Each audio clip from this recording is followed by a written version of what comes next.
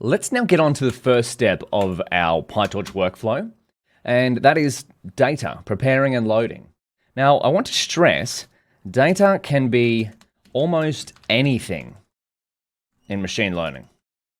I mean, you could have an Excel spreadsheet, which is rows and columns, nice and formatted data.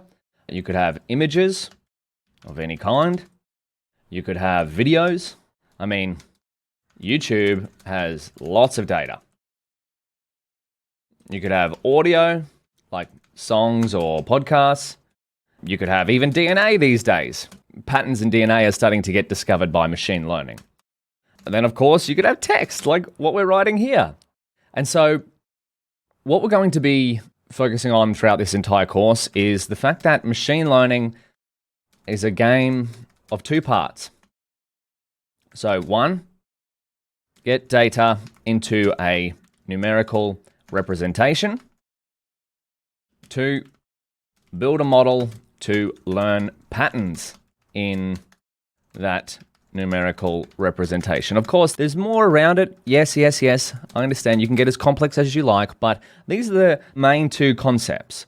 And machine learning, when I say machine learning, same goes for deep learning. You need some kind of, numerical, I like that word, numerical representation. Then you want to build a model to learn patterns in that numerical representation.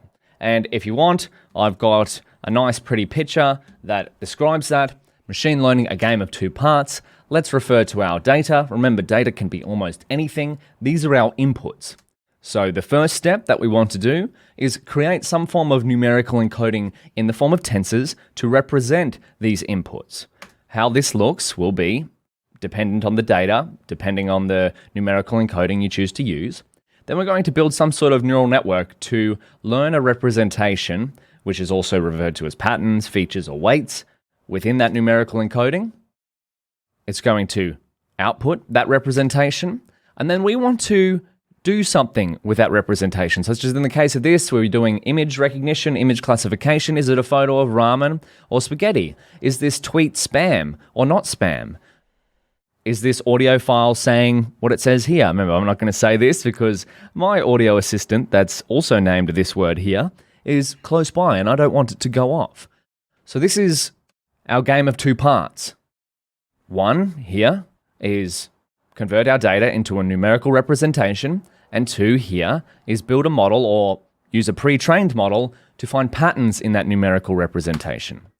And so we've got a little stationary picture here. Turn data into numbers. Part two, build a model to learn patterns in numbers. So with that being said, now let's create some data to showcase this. So to showcase this, let's create some known data using the linear regression formula. Now, if you're not sure what linear regression is or the formula is, let's have a look. Linear regression formula. This is how I'd find it. Okay, we have some fancy Greek letters here. But essentially we have y equals a function of x and b plus epsilon. Okay, well there we go. A linear regression line has the equation in the form of y equals a plus bx. Oh, I like this one better. This is nice and simple. We're going to start from as simple as possible and work up from there. So y equals a plus bx, where x is the explanatory variable and y is the dependent variable. The slope of the line is b. Now, the slope is also known as the gradient, and a is the intercept. Oh, okay. The value of when x equals 0. Now, this is just text on a page. This is formula on a page. You know how I like to learn things. Let's code it out. So let's write it here. We'll use a linear regression formula to make a straight line with known parameters. I'm going to write this down because parameter is a common word that you're going to hear in machine learning as well. So a parameter is something that a model learns. So for our data set, if machine learning is a game of two parts, we're going to start with this. Number one is going to be done for us. because we're going to start with a known representation, a known data set, and then we want our model to learn that representation. This is all just talk. Daniel, let's get into coding. Yes, you're right. Let's do it. So create known parameters. So I'm going to use a little bit different names to what that Google definition did. So weight is going to be 0.7 and bias is going to be 0.3. Now, weight and bias are another common two terms that you're going to hear in neural networks. So just keep that in mind. But for us, this is going to be the equivalent of our weight will be B and our bias will be A. But forget about this for the time being. Let's just focus on the code. So we know these numbers, but we want to build a model that is able to estimate these numbers. How? By looking at different examples. So let's create some data here. We're going to create a range of numbers. Start equals 0 and equals 1. We're going to create some numbers between 0 and 1, and they're going to have a gap. So the gap is going to be 0.02.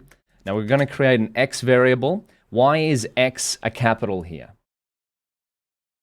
Well, it's because typically x in machine learning you'll find is a matrix or a tensor. And if we remember back to the fundamentals, a capital represents a matrix or a tensor, and a lowercase represents a vector.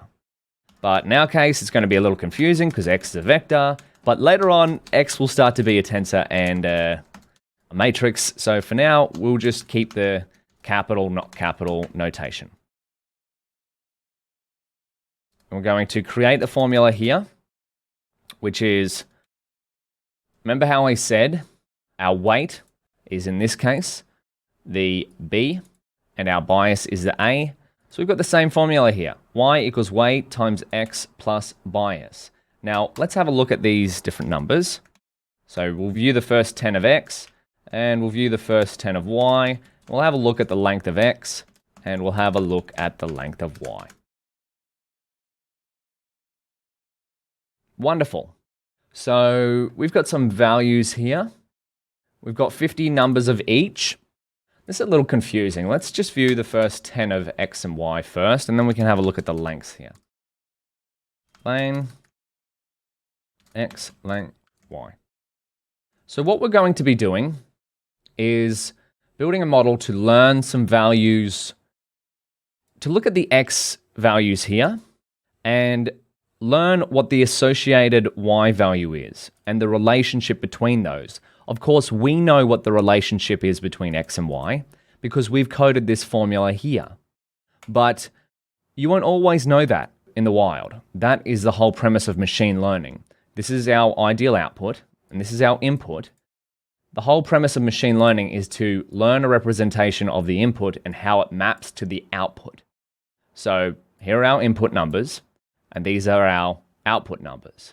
And we know that the parameters of the weight and bias are 0.7 and 0.3. We could have set these to whatever we want, by the way. I just like the numbers 7 and 3. You could set these to 0.9, whatever. The premise would be the same.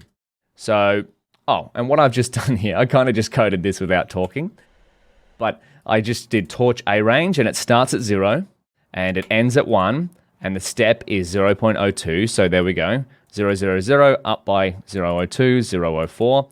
And I've unsqueezed it. So what does unsqueeze do? Removes the extra dimensions. Adds an extra dimension. Daniel, you're getting confused here. So if we remove that, we get no extra square bracket. But if we add unsqueeze, you'll see that we need this later on for when we're doing models. Wonderful. So let's just leave it at that. That's enough for this video. We've got some data to work with. Don't worry if this is a little bit confusing for now. We're going to keep coding on and see what we can do to build a model to infer patterns in this data. But right now, I want you to have a think. This is tensor data, but it's just numbers on a page. What might be a better way to this is a hint by the way, visualize it? What's our Data Explorer's motto? Let's have a look at that in the next video.